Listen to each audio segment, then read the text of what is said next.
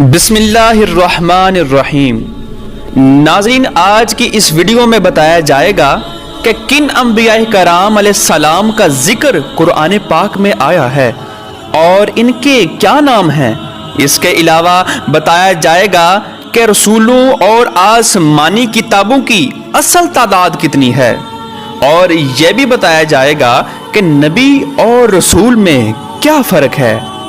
آپ سے گزارش ہے کہ ویڈیو کو اینڈ تک ضرور دیکھیے گا۔ ناظرین، قرآن پاک میں بعض انبیاء کرام علیہ السلام کے نام موجود ہیں اور ان کے حالات کو بھی ذکر کیا گیا، اور بعض انبیاء کرام علیہ السلام کے نام تو ہیں لیکن ان کے حالات ذکر نہیں کیے گئے، جیسا کہ قرآن پاک میں اللہ تعالیٰ عز و جل نے ارشاد فرمایا، بے شک ہم نے تم سے پہلے کتنے ہی رسول بھیجے کہ جن میں کسی کے احوال تم سے بیان فرمائے اور کسی کے احوال بیان نہیں فرمائے۔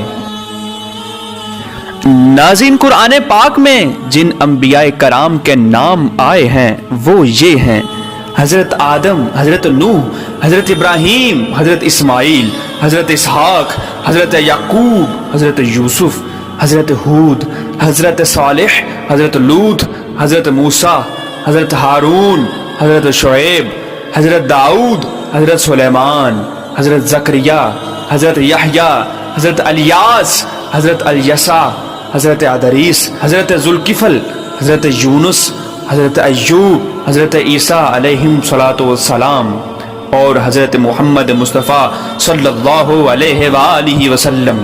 ناظرین، اب ہم رسولوں اور آسمانی کتابوں کی تعداد پر بات کریں گے۔ ناظرین، تمام انبیاء کرام علیہ السلام میں سے بعد زیادہ مرتبے والے نبی ہوئے جن کو رسول کہا جاتا ہے۔ ان رسولوں کی تعداد 313 ہے اور آسمانی کتابوں کی تعداد کل 104 ہے۔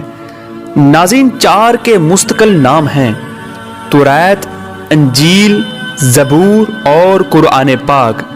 100 کے نام مستقل نہیں بلکہ ان کو صحیفے کہا جاتا ہے۔ اور ناظرین، بعض قول کے مطابق نبی اور رسول میں کوئی فرق نہیں، اور جو لوگ اس چیز کے قائل ہیں کہ نبی اور رسول میں فرق ہے، ان کے نزدیک 2 طرح سے فرق ہیں۔ رسول نئی شریعت لے کر آتا ہے جبکہ نبی نئی شریعت لے کر نہیں آتا۔ رسول بشر ہی کے ساتھ خاص نہیں بلکہ ملائکہ میں بھی رسول ہیں، جبکہ نبی صرف انسانوں میں ہیں۔